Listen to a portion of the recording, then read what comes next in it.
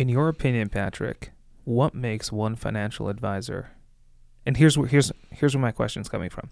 So this pilot I was talking to on the cast the other day, we were talking about pilot hiring at the airlines, and you'll know this. You've been at the regionals, and we're talking about specifically about the majors, hiring at the majors, and we were talking what airlines look for in their pilots. And he said something very interesting, which rings very, very true.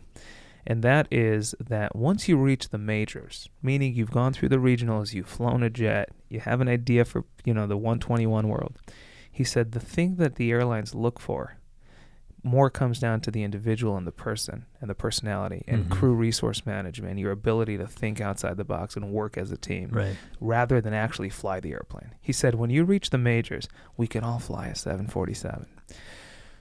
Let me ask you this. I'm assuming if you lined up 10 financial advisors who've been doing it for 20 years, they can all advise people on their money. What then makes one better than the other, in your opinion? I don't want to say it's one better than the other. It's the tools that they use to assist you that I guess would make them. What do you mean by the tools they use to assist you? Because, so I talked about taxes, insurance, asset protection, estate planning. I can't be an expert in all of those. So I have tools at my disposal that I educate, and then I pass you along to the expert in that specific strategy. Right. Same thing with investing.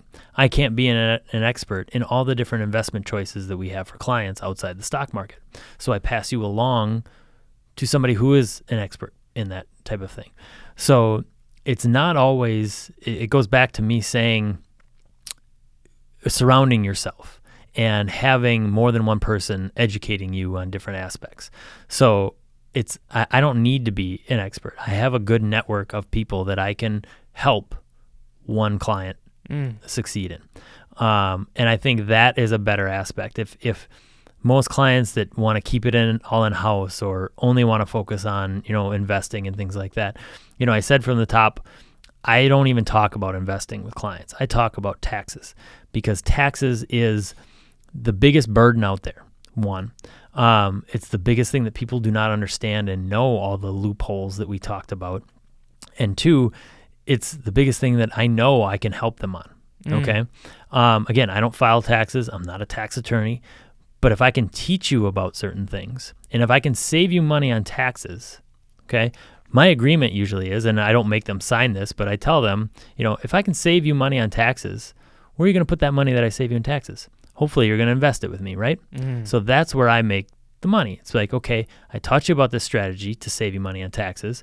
I can teach you about these investment strategies that are, one, going to save you about taxes, two, provide you cash flow, and three, give you appreciation. So if I can do all of that, that's where, okay, if they understand that and get that mentality and that aspect, okay, that's where it kind of opens and sparks a conversation. Hey, why didn't my financial advisor, talk to me about this? Why didn't I know about that before? Very, very, very interesting. Man, there's a lot to it. Should everyone, Patrick, become financial advisors? It's just like the whole pilot question. Should everyone become pilots? That's just like saying, should everybody become a mechanic? No, not everybody should become a financial advisor because I know plenty of people where you give them two numbers and they couldn't figure out a fourth number. Like it just, they can't rub two sticks together to figure out, type of thing. It's just numbers are a different animal for a lot of people. So no, not everybody should be a financial advisor. Yes, everybody should take their finances personally and worry about them and think about them and put it on the forefront and, don't just be complacent and, I'm going to put money in my 401k and invest in this target date fund. We haven't even talked about target date funds. Dumbest friggin' thing I want to make sure we get through all your notes. We will. Okay. But to just invest, sock money away in your 401k and put it in a target date fund, like that is just not wise. Like to just do a autopilot strategy with your finances is not going to get you out of the rat race, as they say.